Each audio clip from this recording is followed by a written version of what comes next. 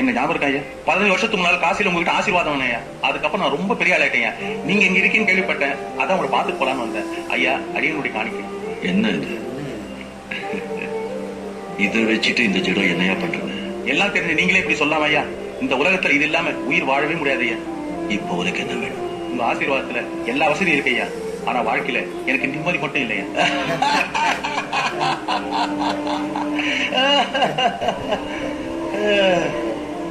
இதை வச்சுட்டு உலகத்துல எது வேணும்னாலும் வாங்கலாம் சொன்னீங்க.